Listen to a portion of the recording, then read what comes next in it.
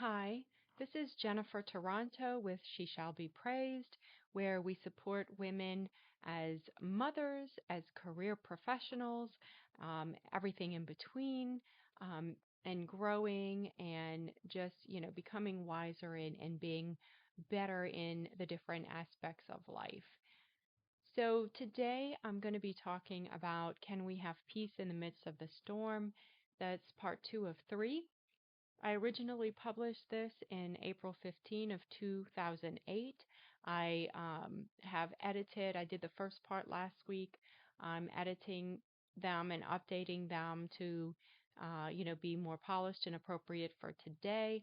But I found when I went to, edit this one, there were really very minor changes that I made, almost nothing in the wording, just a couple of things to make it a little bit clearer and more readable. Um, but for those of you who are not interested in reading or maybe want to hear a little more, that's what this podcast is about. So what I'm going to do today is I'm going to read part two, and then I'm going to talk a little bit about, why I wrote it, what I was going through, and what it's done in my life. So I originally wrote Peace in the Midst of a Storm in three parts. For readability, I have decided to keep that format. Part one discussed the word peace and what that really means. Part two explores the purpose and function of the storms in our life. That's today's talk and reading. And then part three examines the Bible for insight into how to find that peace. So let's go ahead and jump in. The Gospels of Matthew, Mark, and Luke all include an account of Jesus getting into a boat with his disciples and falling asleep just before a storm rises up.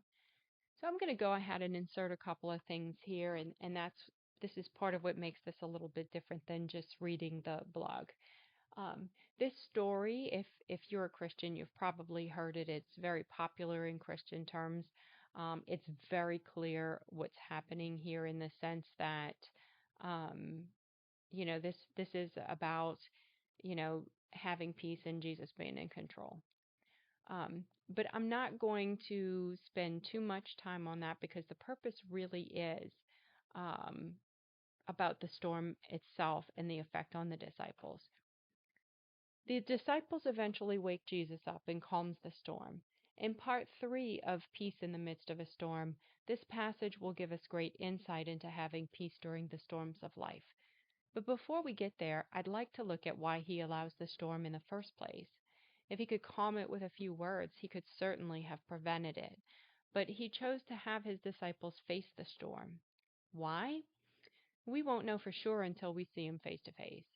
But we can take a guess by looking at how God used testing in other situations. Earlier that day, Jesus had been teaching the crowds. Again he began to teach by the sea, and a very large crowd gathered around him. So he got into a boat on the sea and sat down, while the whole crowd was on the shore facing the sea. He taught them many things in parables. That's Mark 4, 1 through 2. But at times he separated his disciples, and privately he would explain everything to them. That's Mark 4:34. The storm came after this day of teaching. So why might this testing have followed his teaching? Scripture suggests to us an answer. God tests his people for many reasons. In Deuteronomy 8:16, Moses told the Israelites, "He fed you in the wilderness with manna that your fathers had not known, in order to humble and test you, so that in the end he might cause you to prosper." So there's one. He might cause you to prosper. And Solomon says to himself in Ecclesiastes 3:18, "This happens concerning people, so that God may test them and they may see for themselves that they are like animals." Now this one, after the reading, I'm going to come back to this one quite a bit. Scripture lists other reasons for testing, but God's most common purpose seems to be to determine if we will obey what he has taught us. Exodus 16 verse 4 describes such a time of testing. The Lord told Moses, "This way I will test them to see whether or not they will follow my instructions." We may not know exactly why God tests us, but one thing the Bible assures us of is that all things work together for the good of those who love God. those who are called according to his purpose. We cannot know God unless we learn about him, and we learn about him through his word, Romans 10:17. But that knowledge is useless and empty unless we live out what we learn. Can you think of someone who spent years in church but does not demonstrate true faith?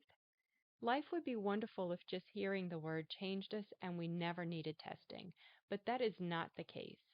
As human beings, we hold on to our habits and we often require practice to learn to respond in new ways. Sometimes we refuse. Paul warns against this in 2 Timothy 3:1-9. Please forgive the length of this, but I think this entire passage is important to quote. But know this is the passage. Difficult times will come in the last days, for people will be lovers of self, lovers of money, boastful, proud, blasphemers, disobedient to parents, ungrateful, unholy, unloving, irreconcilable, slanderers, without self-control, brutal, without love for what is good, traitors, reckless, conceited, lovers of pleasure rather than lovers of God, holding to the form of religion but denying its power. Avoid these people, for among them are those who worm their way into the households and capture idle women burdened down by sins, led along by a variety of passions, always learning and never able to come to a knowledge of the truth. Just as Jannes and Jambres resisted Moses, so these also resist the truth, men who are corrupt in mind, worthless in regard to the faith. But they will not make further progress, for their lack of understanding will be clear to all, as theirs was also. So look at what Paul says about these people. Holding to a form of religion but denying its power, always learning and never able to come to a knowledge of truth. These resist the truth, and they will not make further progress. Paul's talking about churchgoers. Why will they not make further progress? They resist the truth. We know they hear it because Paul says they're always learning. They may even actively study, but they deny its power. I'd love to know what the full range of Paul meant with that phrase, but I suspect that in some it means they failed their tests. When it came to practice, I bet these men acted without faith. Contrast them with Abraham, the man who is held up as an example of faithfulness. Foolish man, are you willing to learn that faith without works is useless? Wasn't Abraham our father justified by works when he offered Isaac his son on the altar? You see that faith was active together with his works, and by works faith was perfected. So the scripture was fulfilled that says, Abraham believed God, and it was credited to him for righteousness, and he was called God's friend. That's James chapter 2, verses 20-23. The word translated here perfected means to carry through completely, to accomplish, finish, bring to an end. A faith that has not been tested is only theoretical. When God tests our faith, he makes us use it. We can theorize about what we'll do in any given situation, but what we actually do in that situation reflects where our confidence lies. The question God wants to know and to show us is, does our confidence lie in him? Thankfully, we don't have to pass the test on the first try. I'd like to close part 2 with a quote from Paul and one from James on the repetitive nature of trials and their purpose. Paul tells the Romans in chapter 5, verses 3-4, we also rejoice in our afflictions, because we know that affliction produces endurance, endurance produces proven character, and proven character produces hope. Endurance doesn't happen with one test. It happens over time. James encourages us with this thought. Consider it a great joy, my brothers, whenever you experience various trials, knowing that the testing of your faith produces endurance. But endurance must do its complete work, so that you may be mature and complete, lacking nothing. James 1, verses 3-5. Trials do serve a valuable purpose, one that ends with us being complete. Hallelujah! But there is great news. God doesn't want us to suffer through trials. He wants us to have peace. In part three, we'll look at how to have that peace. Faith is not blind. Faith requires us to look at all available options and choose the best one. I pray that we all learn how. So that ends the reading. And um, when I looked at this, when I read it again, um, I really wanted to kind of, relate it back to what I've been through and what that has done in my life. I wrote this after Katrina. At that time, I had 4 children, ages 7 and under. We were running a business from the house. I was doing all the back end of the business. Um, I was running a house of 7 people with my 4 sons, and my mother lived with us, and my husband. And then also, uh, you know, um, things had gotten difficult. So this was about 3 years or 2.5 years after Katrina, Hurricane Katrina. Um, right after the hurricane, we were rebuilding, we were growing, and then what began to happen was many of the jobs left the area. There, people left the area. Some people didn't come back for years or have never come back. And so during that time in 2008, a lot of people were moving out of this area to get jobs because their jobs had left. And a lot of our customers had left as well for that reason. And so at this point, money was beginning to really get tight and things were really difficult. And when I was younger, um, when life would get difficult, I fought it so much. I felt that it was so unfair. It hurt, it was painful. I was trying to do the best that I could. Nothing I, was doing was causing the situation necessarily, or nothing I was doing at the time. It just had become that. And I was powerless in many ways to change it. Um, could I have made some different decisions? Absolutely. But those all came with consequences. And I was having to weigh, it was the whole rock in a hard place scenario, and being a mom, being a stay at home mom, being a homeschooling mom, um, those were beautiful things in my life, but they did come at a cost. And so life was difficult, and it really drove me to this. And I want to go back real quick. You know, um, the second kind of point as to why we have the trials was this verse, which is Ecclesiastes 3:18. This happens concerning people so that God may test them, and they may see for themselves they are like animals. I don't want to focus on the they are like animals uh, so much, although that could be its own conversation. But really, I want to focus on the so that they may see for themselves. And it's funny because the difficult times in life, when we have to deal with problems, very difficult problems, it really shows us what we're made of. There was a saying someone used to say regularly in my life, and that was, if you want to know what a person is made of, shake them up and see what comes out. And it's so true. Whenever you're pushed to your limits, you find out like all of the conscious choices are stripped away and what's deeply ingrained in us comes out. And sometimes we don't like what we find out. It's very ugly.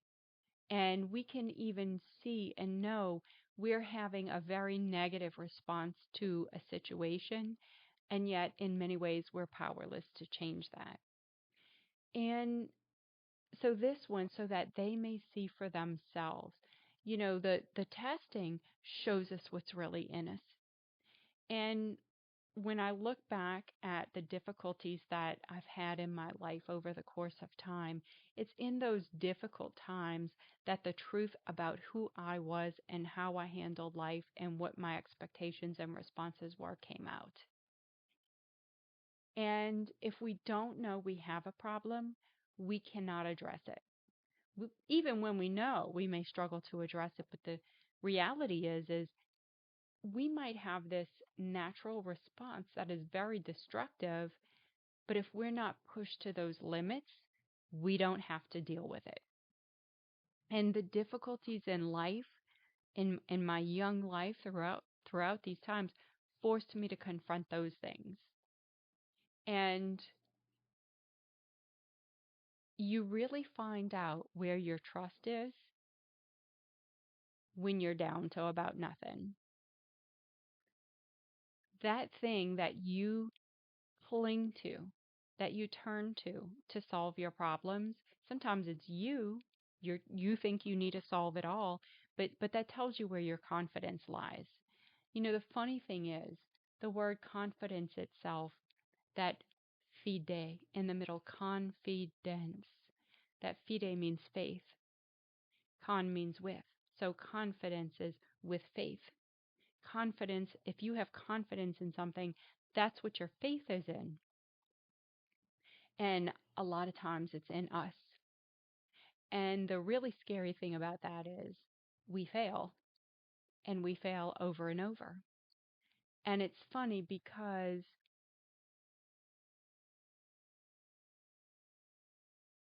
usually what really prompts change in our life is a failure, is coming to the point of seeing, I cannot do this. I can't do it this way. All my efforts are resulting, it's not getting me what I want. And so that's when you have to change, because what do they say? Insanity is doing the same thing over and over and expecting a different result. And so sometimes if the results become so painful, that makes us willing to change and do something different because we have nothing left.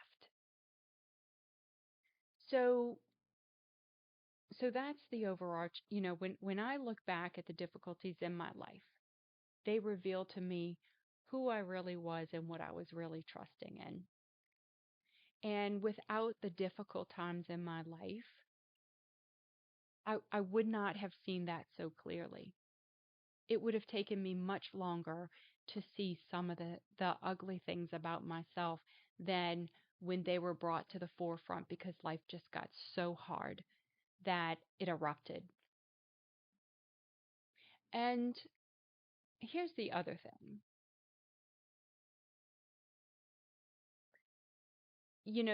This idea of endurance, like confidence has in that word is with faith, confidence. Endurance is about enduring. And we don't have to, if we don't have to endure something, meaning if it's easy for us, if it's pleasant, then it doesn't really build endurance. Because endurance in that is the assumption that it's difficult. There's something difficult that you are pushing through regardless. And one difficult time in my life would not have necessarily created endurance in me. I'll give you an example. At age 40, I decided I was going to be a runner. Now, prior to this, I had never been a runner, ever. Um, Whenever I tried jogging, my knees would hurt. I just figured, some people could do it, not me. But at 40, there were some things happening in my life, and I needed a change. And I said, you know what? There was a Couch to 5K app that was really popular. And I said, I think I'm going to try that. So at age 40, I decided I was going to try and become a runner. And what I found, to give you the result, what I found was the pain that I had in my knees went away as my muscles grew stronger. And that as I progressed through the Couch to 5K, I hated running. I hated it. It didn't feel good to me. I feel good after, but it still doesn't really feel good to me. Some days, whatever. But, you know, I hated it. But I found that if I made myself push through it, I could go further and further and further as time went on. And so I did eventually get up to running a 5K. I've fallen back. I didn't never run one. I never entered one, but I could have done it. And I'm I dropped off and now I'm picking it back up. But the point was that as I did this thing that was uncomfortable and I didn't want to do it and it was difficult, as I did it, I could handle more and more and more until ultimately I could jog the whole way because endurance was being built in me. And it's the same thing when we go through the trials in life. What we learn going through a trial is we can go through it. We can go through it, we can come out on the other side, and we're going to be okay. And that's endurance. That is what's being built up. And so, me today at 50, I know that I can handle more than I think I can. And I know it because I have. More than once, I've been at the end. I didn't think I could take another step further. I didn't think I could keep going. And I did. I, I just survived it. And every time I did, I learned that I was capable of doing more than I thought I would be able to do. And so that's what with this the trials have taught me is that how I feel is often deceptive because there's something in me that wants to fight against life being difficult. I know that everyone experiences trouble, but I want to fight against that. But I have learned that even when I get pushed to the edge, I'm still capable of doing more. And so I'm less afraid of the difficult things in life than I used to be because I know that no matter how uncomfortable it gets, I will make it through. I will be okay. And if we look at that verse, if we go back to that, um,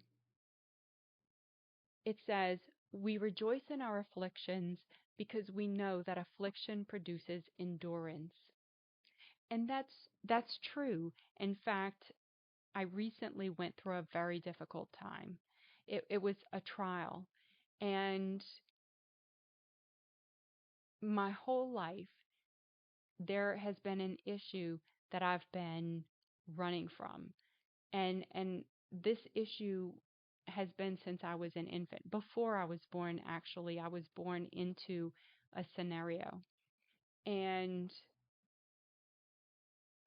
that's haunted me my entire life. And the way I dealt with it really was to run from it. That whenever this thing rose its head in my life, I just cut out anyone who was in any way involved in it and um and isolated myself from it. And when I was going through this trial, I couldn't do that. It was not an option to me. And it forced me, to realize that that's what I had been doing. On some level, I knew that. But it forced me to stop and really look at it and say that as long as my response to this is to run and to hide, I'm never going to be the woman I want to be. I'm not going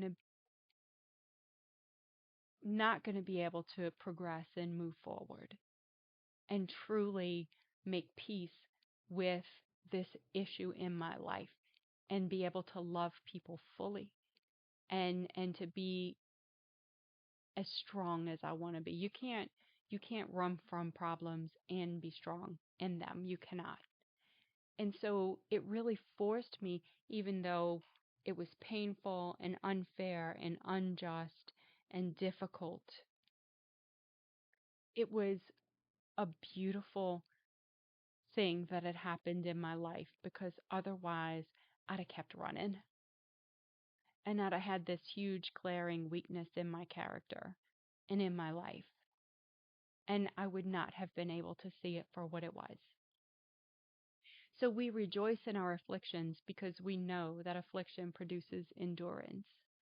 Endurance produces proven character. Well, you can't have proven character unless you have done something over and over. And proven character produces hope.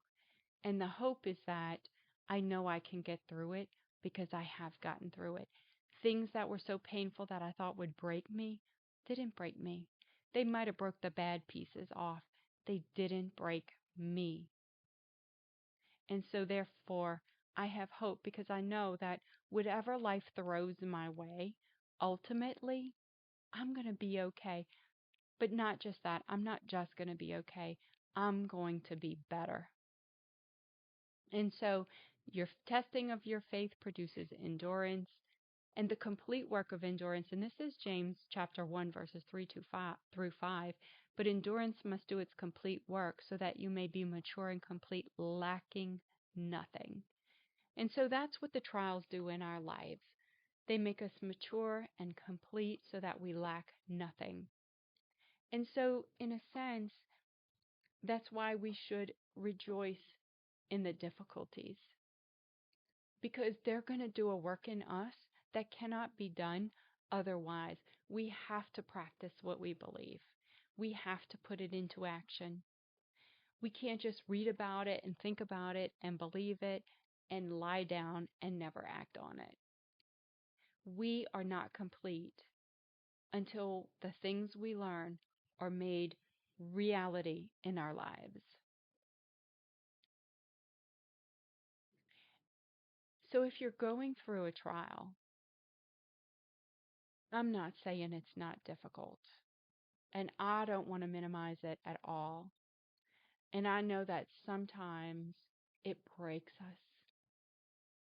But the breaking, when we put our pieces back together, we leave out the things that don't work so well. And we get put together better than we were before we went through that thing. And that's the hope. That's the hope. And we have a God who loves us and wants what's best for us. And we don't have to put ourselves together. He will help us become a better person than we were before. And it's through these trials and testings and difficulties that that process happens, that he helps us to become more pure and more mature and more complete. So I hope that you found this encouraging and helpful. A lot of why I do this is not really to be about me. I talk about what I know about, um, but I'd love to hear from you. So if there's something you'd like to talk about, or if you want to make some comments, please do. You can find me at sheshallbepraised.com and on different social media sites, but you can go there and you'll see where, the different places that I'm on. I recently did a Linktree account, so I'll make sure and put that on my website as well so that you can find me on the different platforms. But, I hope you have a great day. It's beautiful outside. Many of you are enjoying the outdoors. Um, and so I hope you just have a wonderful week. And I look forward ultimately to having conversations back and forth on these things. So have a wonderful day. And till next time.